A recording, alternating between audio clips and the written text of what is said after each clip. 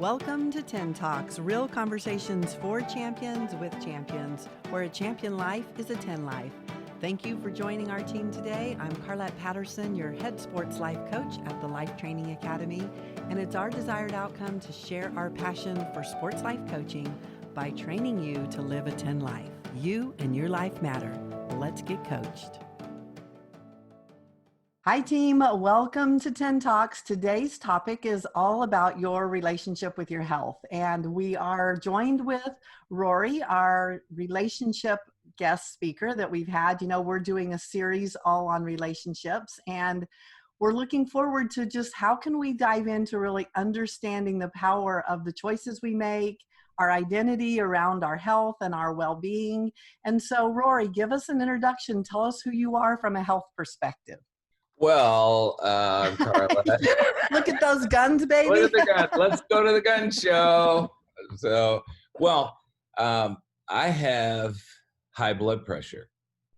And so that was a gift that my parents gave to me. The gift that keeps giving, right? It does. So I've been taking medication for high blood pressure for 30 years, I think. And I think the average person who has high blood pressure takes 5 medications. I take 3. And the funny thing about medication for me is that there is never a time when I would ever consider not doing it. Okay. And there are a lot of people who are very macho or macha, if you want the female version of macho, about taking medication when we live in a time where medication has never been better. I mean, the average life expectancy of a man in Tombstone, Arizona, about 50 or 60 years ago was age 35. Wow.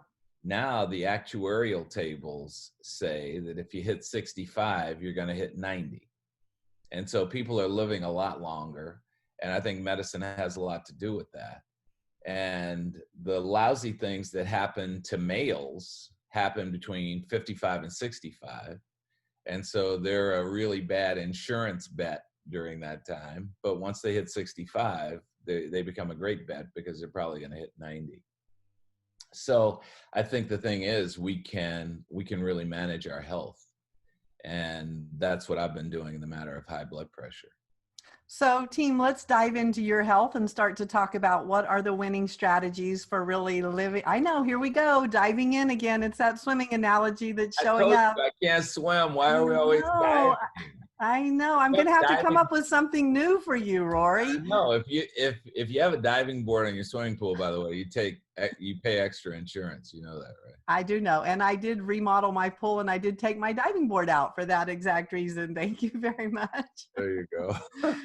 So, okay, team, let's talk about your health. Let's talk about your relationship with your health and what are some winning strategies. So, Rory, as you watch your film and look back in your life, let's just talk about what's worked for you, what hasn't worked for you, so that we can get our team really set up to understanding how to have a 10 life with this relationship. Well, I think first and foremost, you don't come out of the womb knowing how to take care of your body and your health. You don't. So you have to learn. And I don't think there are too many areas in our life that have more misinformation than this. You know, the diet industry is probably a $9 or $10 billion industry. And all we know about diets is that if you go on one, you're probably going to get fat. And, you know, the books come out, diets don't work, but people still do it. So I think learning how your body works is an amazing thing. And I think that people don't realize a lot of times their body is a survival mechanism. And it's trying to protect you all the time from killing yourself. And so it will store fat if you're eating in a way that threatens it. And there are a lot of people who know how the body really works. And so, and you know, if you're reading books about it, you have to sort through the crap to get to the 1 or 2 good books that really teach you how your body works. And so that's been a lifelong journey for me to educate myself on how my body works. And Roy, what's powerful about this is each one of us, we've been blessed with our own unique bodies, and we need to really determine what works for us based on our family health, our lifestyle, the choices we're making. I mean, this is what's so powerful about the work that we do in coaching, and really that we challenge each team member to do in their own life, is to really get to know from a MECU perspective, the intelligence of you, how does this body work? What works for me? What doesn't work for me? So let's start with nutrition. That is such a valuable component. It seems to be a bit of a mystery for some people, and other people just have it down. They've got it. They know what works for their body. They know what doesn't, rather than kind of, mixing it up and changing it all the time. So what have you learned from a nutrition perspective? Well, last October 29th, I was 242 pounds. And I was pretty frustrated with that because if you look at the body mass index, a person who's 5'11 and a half should not be 242 pounds. Now, they think I should be 160, and I could get to that if I cut off one of my legs. But, Yeah. Not a winning strategy, by the way. That is not.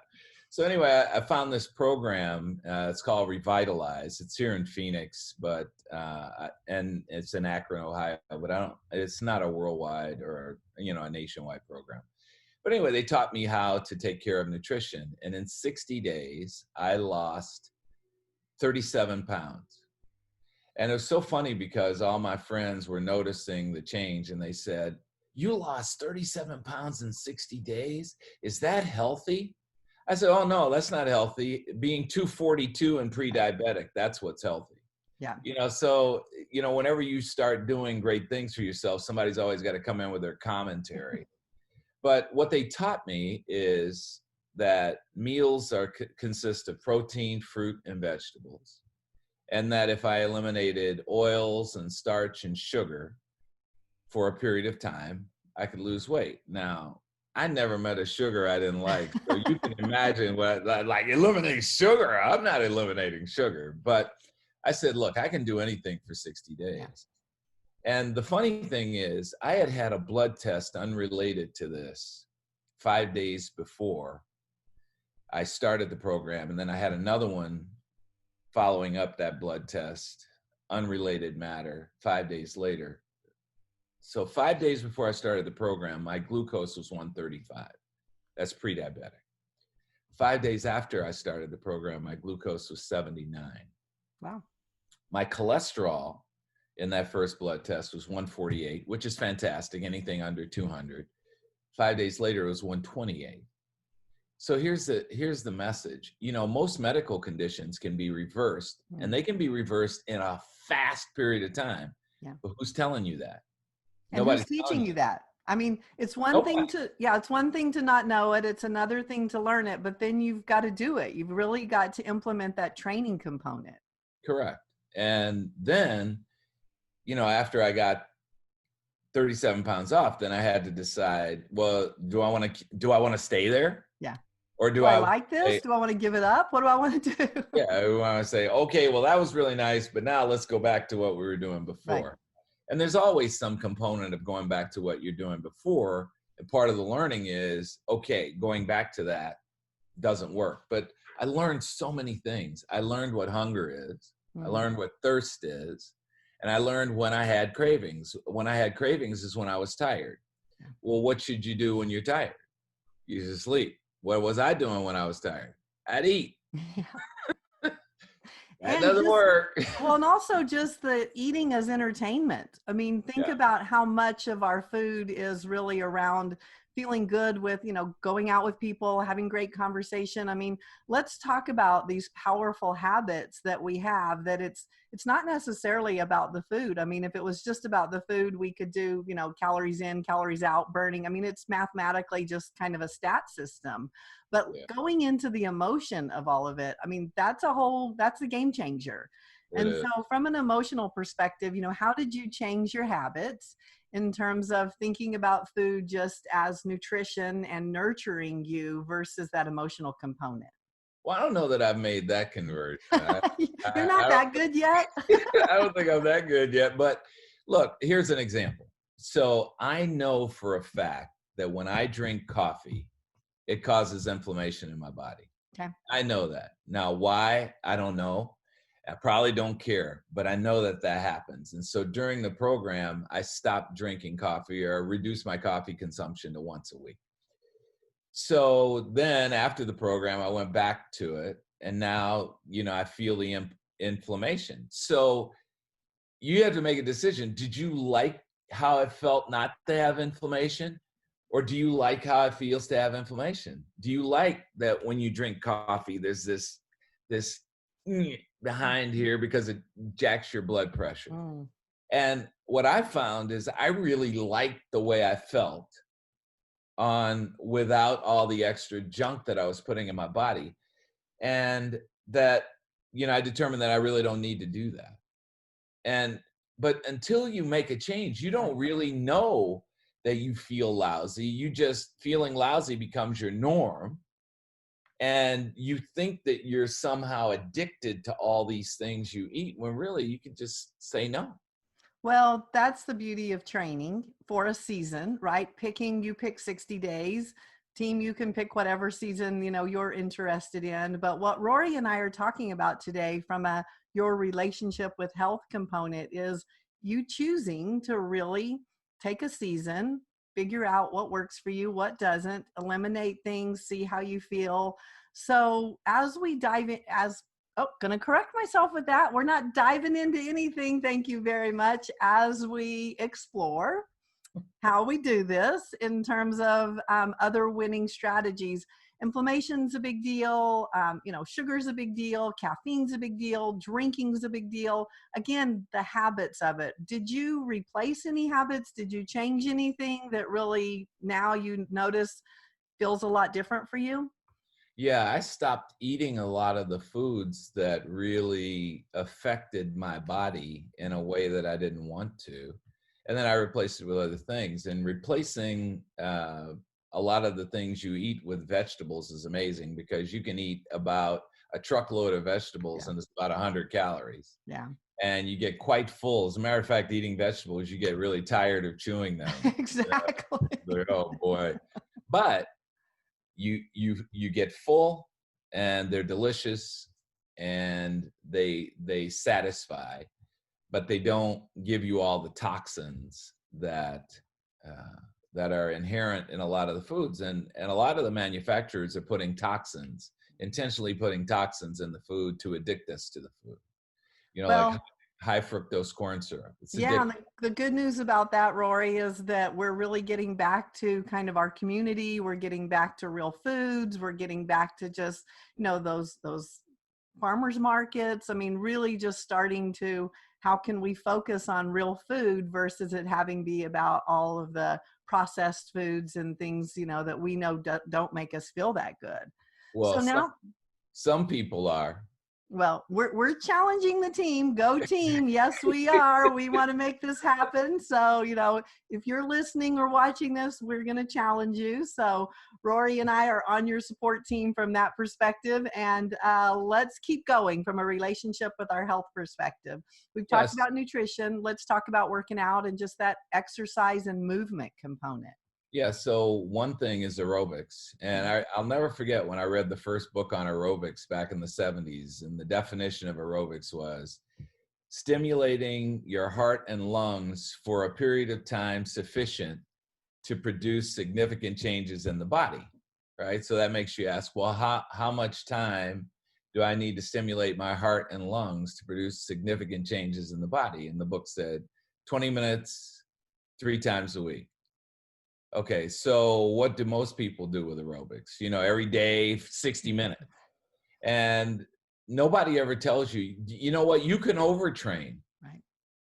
And you can. So I think 20 minutes 3 times a week is amazing. And especially for people who aren't trying out for the Olympics. Yeah.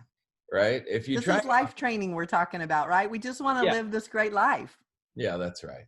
And resistance work is really important too. And, I just started working out with a guy who is a 35-time champion and an Olympic gold medalist in powerlifting. And so it was really funny having him laugh at me and me paying for it in the first lesson. He says, okay, so we're going to do some chest exercises. how much do you usually lift? And I said, yeah, I can do 50-pound dumbbells. He said, okay, well, we're going to do 15s. And so I'm kind of laughing, right? And by about the 8th repetition from how he taught me how to do it, I didn't want to do anymore. You had enough. Yeah, because he actually taught me how to use the muscle. Right. And he said, it's not about lifting weights, which is what a lot of macho guys want to do. It's about building muscle. And building muscle is based on a principle. And he showed me the principles of building muscles. So I use a lot less weight and get a lot better results. And it's funny, you can lift for one muscle once a week. And the muscle, you tear down the muscle on that day, and then it repairs over the week. And it's so funny how fast the muscle comes on when you know what you're doing, because a professional actually helped you, you know? Team, I hope you are hearing just the power of a support team and the power of really bringing in experts to educate you on, it's something that we want. I always find this so interesting that, in sports, we'll have 3 or 4 coaches. We'll have a position coach. We will have nutritionists. We'll have this whole team of people that are helping us be a champion in our sport. And then we come into life, which, as much as I'm totally into sports, I think our life is so much more valuable than what we do from a sport perspective. And we don't have a coach. We don't have anybody that's really, an expert in a particular field from a life perspective. From a nutrition, from a workout. We have all these options to go to gyms and to eat foods and to do everything, but where's the educational component? And then where's the training component? Yeah. So that's what you're hearing us really want to deliver today as a desired outcome, is get that support team in place. Find your people. Find the people that you can really relate to, that understand you, that are personalized for you, not just somebody that has their own special program and they just fit you into it. But instead, it's about, who are you? Again, MEQ, who are you? What's important to you? And how can we really train you so that you achieve that desired outcome? I hope you're enjoying our conversation today about well-being. And we have our course at MEQ10.com. That's MEQ10.com, Wellbeing Fundamentals. And we have 10 of them. So we're going to introduce you to well-being. We have real foods, movement, rest and recovery, lifelong learning, community, love, career, purpose, and how to live a 10 life. Interested? Go to MEQ10.com. Yeah. So from a relationship with our health perspective, we've got nutrition and now we've got working out. What else you got, Rory? Well, part of working out too, I think, is getting limber, and yoga is a really good thing to do. And I think that thing that you're talking about getting help is really, really important, because there are people who do yoga or who do aerobics or who do resistance. They really know what they're talking about. Right. Probably for every 2 people that know what they're talking about, there are probably 8 that don't. Well, I'd say that's probably true in everything in life, right? I mean, you've got to find your real experts. You do, and you've got to use some discernment and not assume that everybody knows what they're doing, because I will spend any amount of money to learn. But the thing that irritates me is if I spend money with you to learn and I don't get a result, right? That irritates me. Yeah. And I think people, maybe I'm just assuming, but I think a lot of people are willing to pay and pay and pay and get no results and say, boy, it must be my fault. I must not be disciplined enough, when it could be you have a lousy teacher. I think it's important to have a primary care physician. Yeah. And I started going and having health exams, physicals every year at the Mayo Clinic when I was 21 years old. And it was stimulated by some work that I had done on a television show that I was the assistant director for when I was back in Chicago. I worked for WGN. And there were some health people on. They said it's never too early to start taking care of your health. Well, luckily for me, I had a mother who was a hypochondriac, so she that gift again. I tell you, our families give us so many gifts. They do. There's some that keep on giving. But anyway, I would go to Mayo Clinic every year, and they would tell me what was right with my body, what was wrong with my body, and I could make the little modifications along the way that I needed to. to take care of myself. And a lot of the men in my family have died under Mhm. the age of 60. Wow. And diabetes runs in my family. And everybody on my mom's side who died of the complications of diabetes. Mm. Well, I'm not diabetic. I was creeping toward that 135 glucose, but because I have kept up with primary care physicians and gotten a lot of guidance about modifications to make, Right. I think my health has been good as a result. So, Roy, some winning strategies that I'm hearing and I really want to focus on is just continually checking in, yearly with your checkups, daily with your food, mentally, physically, emotionally, with my, how am I feeling about things? When I do something, how does it affect me? So, let's talk about energy. That's really powerful in terms of, are we getting enough sleep? When we wake up, how do we feel? Then we feed ourselves, we work out, we do the things we do, and then the day is full of energy or full of energy vampires. Yeah, And that's so what do you do to manage your energy? well, I need 6 hours of sleep a day. And, a lot of people need 6 to 8 hours of sleep. So I make sure that I get that. I'm an early riser, and my best energy time is between 4 a.m. and noon. So I get up at 4. And when I get up, I'm ready to go. I don't have to warm up. But about noon, my energy level drops off between noon and 6. And then in the evening, I can do physical work, but not mental work. Right. That's not the time when I'm most alert for the mental work of things. So, knowing that about myself, I schedule myself to take advantage of the times when I'm best. And I take naps. I think a great 38-minute nap is amazing, Mm-hmm. Yeah. and it just recharges you and gets you back into the swing of things. I think doing a workout during the day is an amazing thing, and I think that one of the things people should take into their mentality is never underestimate the power of 10 minutes. I love that. Right, because I can go ride. I have one of those Peloton bikes, and 10-minute bike ride jacks your energy. Mm. And or just getting up from the desk and going and stretching, or doing I have dumbbells, so do some bicep curls for 10 minutes. You just, it's amazing what 10 minutes can do. And I think everybody thinks, well, if I can't work out for 60 minutes, Right. then it doesn't work. Or if I have 3 10-minute segments during the day, that doesn't work really well. But I find it does. And I think it makes you really alert mentally when you keep recharging your energy that So, way. so team, the MEQ skill that Rory is referring to are a couple things. Rituals and routines are incredibly important for energy management. Really, that power of our mind and body knowing what's coming. So that routine of getting up every day at the same time, having the same routine of whatever you do in the morning, knowing really your optimum performance time. Rory talked about that his is from 4 to noon. You want to feel that from an energy component. Watch your, we call it kind of your energy metabolism. When is it that you're really going and you're firing kind of on all cylinders? Things are really clear. There's an ease to the things that you're doing. And then there's a moment when you kind of just are done.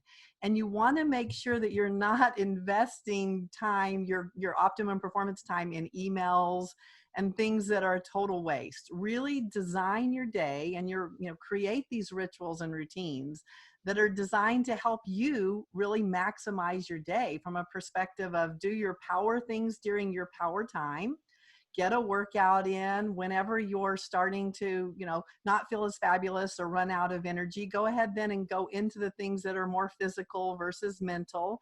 And then as you work out those rituals and routines, it can take time, just like our nutrition and just like working out. Give yourself a season to really see, okay, when I work out at 4 o'clock in the afternoon, how does that work for me? Use our stat system on a scale of 1 to 10. That was a 10 for me. Okay, we're going to keep everything that's an 8, 9, and 10. And anything that's a 7 or below, we're going to keep working. How do we raise our stat on this? So you're going to actually design your ideal day, or your 10 day, as we would call it, from the minute you wake up till the minute you go to bed. Now, those power of 10 that Rory was talking about, we call those joy breaks. And the great part about that is joy breaks are a lot like, from a sports perspective, getting a water break. And during a water break, you basically hydrate. And just walking over, getting the water, taking that moment of break, and then giving your body that hydration, you can come back so quick and really be powerful. So for us, we went from a hydration to joy. So must insert joy. You can, call a friend, you can, whatever it is you do, it's just as long as you're inserting joy, that's going to make a huge difference. So as Roy talked about doing some workouts, doing a little walk around, doing whatever you want, he talked about the power of 10. We're going to say a joy break can be anywhere from 3 to 5 minutes, and you can up it to 10 if you want. Your body needs a break. So when you watch your optimum performance, as soon as your brain starts to wander, as soon as you're kind of working, and then you check an email or you get up and you do something, catch yourself, because there's where you can document your optimum performance time. We call it OP time. That means that I can concentrate for a good 45 minutes, and then I need to take a joy break. The minute I get that ritual and routine down, now I can really set up that I get 7 joy breaks in a day. So the beautiful part of that is I could get a whole workout in, right? I could do, a walk. I could do some dumbbells. I love boxing. I could do a little boxing, so you just all of a sudden feel like your day can be so much more interesting because you're getting your work done and you're inserting a lot of joy. So that's the power of energy management. Let's move on to the next relationship with health. I want to talk about people. I want to talk about our relationships with people personally, professionally, and philanthropically, and really how they affect us from a health perspective. Well, I just have to say this before we go into that. I just don't see you as a boxer. Roy, I have a lot of surprises for you that you just probably, I hope you don't know me that well. I just think you're talking about shadow boxing because you can get knocked Rory, out. there is nothing about me that's all shadowy. That is ridiculous.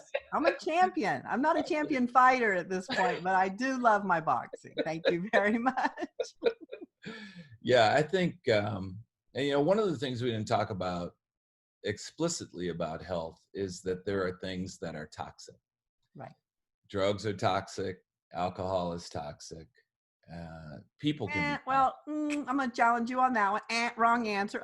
Anything too much of anything can be toxic. Okay, Wino, I get it. But look, that's what I'm talking about. I'm not really talking about having a drink. I'm talking about getting drunk. Right. There's some people who can't wait until the end of the day so they can drink 2 bottles of wine. And I said, I'm not alcoholic. Well, chances are they're not waiting till the end of the day. Chances are that's starting at noon. So that is not an optimum performance winning strategy. Thank you very much. It's 5 o'clock somewhere.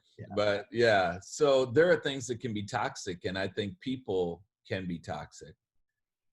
And there are a lot of people who, because their life is out of control, bring a lot of drama to relationships. And I have had a lot of people in my lifetime who bring drama to relationships, so much so that I became a specialist in handling drama and handling people with drama. But I can tell you that I don't like it. And I can tell you that I have distanced myself from people who think that drama is the norm in a relationship, because I just don't like it. And it can be very toxic for you. It's tiring. I think we know when we have those people in our lives, but a lot of times people can become habits. Right. And we don't want to. And obligations, or, we feel like they need us, or any of that kind of language that we tell ourselves. Yeah, that's right. And I think in the people realm, it's important to get away from people for a period of time to relax and recharge.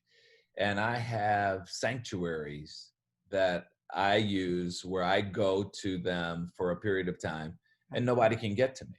Yeah. And the phone is off, the computer's off, the Wi-Fi is turned off, so nothing can ping me. And then I'll just spend a week in a really beautiful place, just looking at the water and soaking in the sun and noticing the beautiful things that are in nature and just thinking about what I want to do next, and making sure that I'm focused on the critical few things Right. and saying no to the trivial many things that we do in life. And so, in the people realm, I think you need to know who you want to be around, who adds to your life, and then who is I think you said earlier, the energy suckers. Energy vampires, yes. Yes. Let me go. No, get away from my neck. Okay. Yeah, suck me dry of everything. So, they show up, I tell you. So, Roy, let's also just talk about, you were referencing when you were going through your changes in terms of choices you were making about losing weight, and you had some friends that were saying, well, what about this? Or, kind of challenging you on that.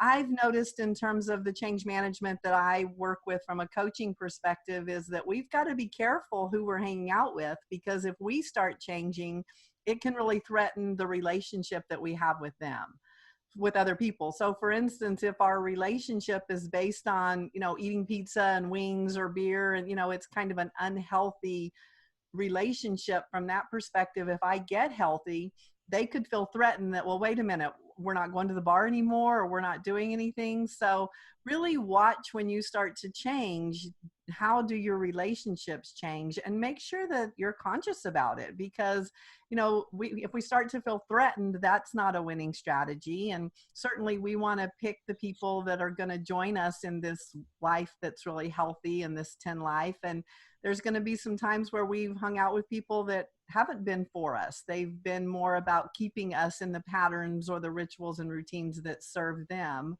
rather than really serving us. So that whole change management gets a little bit tricky, because we have to change not only our habits, maybe our identity, as well as the people that we're hanging out with. And change can be really difficult from that perspective. Yeah, I think that a lot of us, at the very core of us, have a tremendous need to belong. Mm. And because of that tremendous need to belong, we get in the habit of not saying no, which means not setting boundaries. And so we've got the wings, beer, salt person in our lives who is perhaps extroverted and wants to just go, go, go. I'm not an extrovert. I'm an introvert with really good social skills. I don't get my power from being around other people. I don't like being in noisy environments and things like that. I'd much prefer intimate, quiet environments, one-on-one, rather than one to group. And so when you have friends in your life that are extroverts, or relatives who are extroverts, they want to suck you into the extroversion. Well, I don't control other people. Right. I have a sufficient challenge controlling myself. So that's enough to keep you occupied. It is. It keeps me Yeah. busy. So when people tell, hey, you ought to eat this or you ought to eat that, it's Teflon to me. Yep. Thanks for the input. That did not stick. Right. But thanks for the input. I appreciate it. I understand that you're so concerned with my fun that you want to make sure that I just drink as many beers as you do, but I don't really have to do that. And I think we put a lot of pressure on ourselves to say yes to things. And when you finally change your life, you find out that nobody was putting that pressure on you but you. Mm. And so I don't think change is all that hard to manage, really. I think we like saying that, but when we're saying that, what we're really saying is, I don't want to change. Okay, well, if you don't want to change, then be honest. And why invest in it, right? Why put any effort into something that you don't want? Exactly. And if you can just be honest with yourself, that's great. Medical conditions can be reversed. The medical community fixes stuff. When I was 44 years old, I went to the Arizona Heart Hospital, and they told me that they noticed a hardening of my aorta. And the hardening of the aorta means that, your heart is getting in a position where it could easily have a heart attack or a stroke or some of these conditions, right? So, The not so fabulous things. oh, wow, heart attack and strokes in my family. Okay. Ooh. And it was funny because when I walked in, when the person who was reading the heart picture was talking to the doctor. I wasn't supposed to hear what she was saying. And she said, you know what, if this guy doesn't change what he's doing, he's going to have a heart attack in 2 years and be out of here. I hope he's insured. You know, and she was being really, I was like, who's she talking? Hey, I'm in here. Hello. Exactly. Yeah. So then I go to my primary physician and I show him the pictures and everything. He said, okay, so we see that that's happening. Come back and talk to us when you have the heart attack. Wow. I was like, oh, the medical community just fixes things, right? They're like a mechanic. I haven't had any doctor talking to me about prevention. So as a matter of fact, when I lost 37 pounds, I couldn't wait to go to the doctor because I just knew he was going to give me a star for my refrigerator. He didn't say jack. He didn't say going to cheer you on, do a little victory dance for you. Exactly. I wanted some, give me. Yeah, exactly. Give me some love, baby. Yeah, I just did some great change management. Yeah, no, there was no love. Nothing. So I think you have to get yourself in a position to have people in your life who are into the prevention of disease, as well as having people who fix the disease.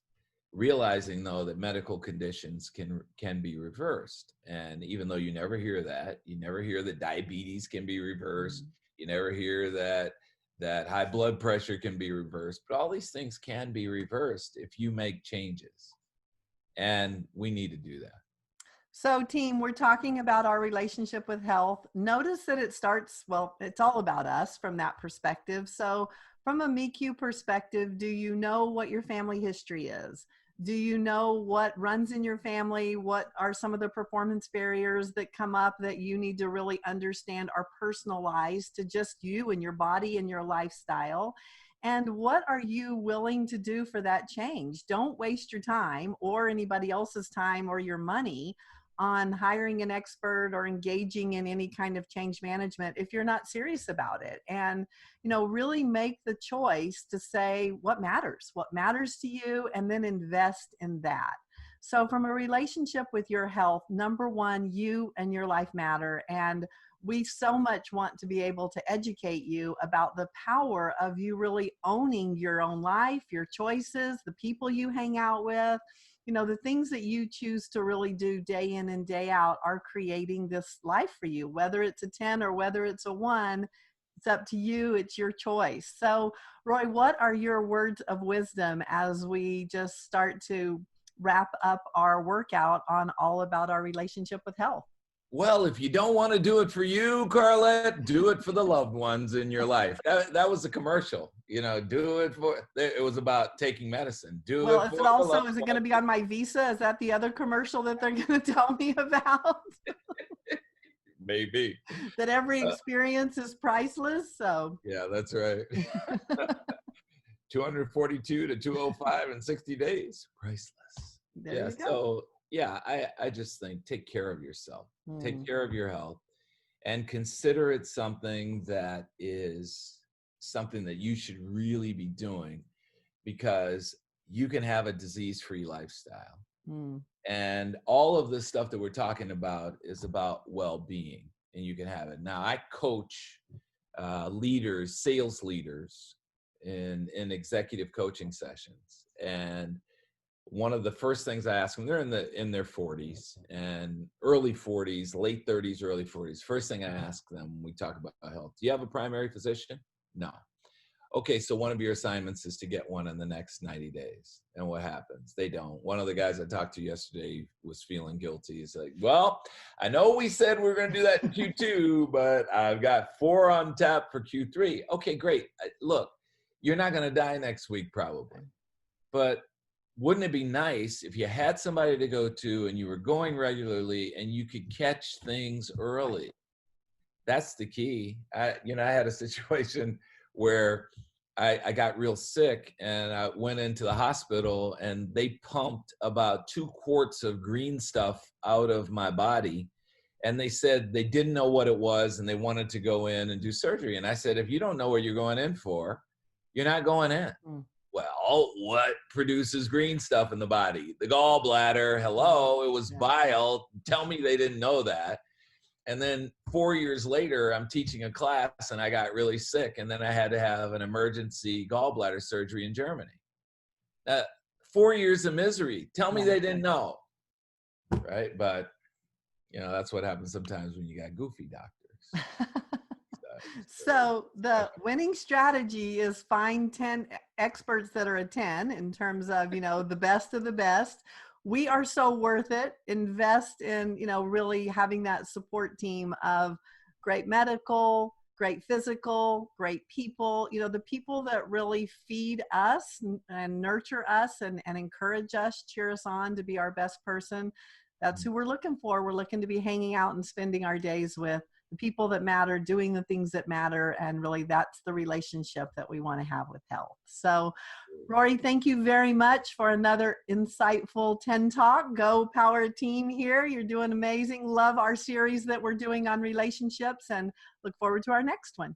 Me too. I love all these things that we're diving into. We're not diving, we're boxing now. So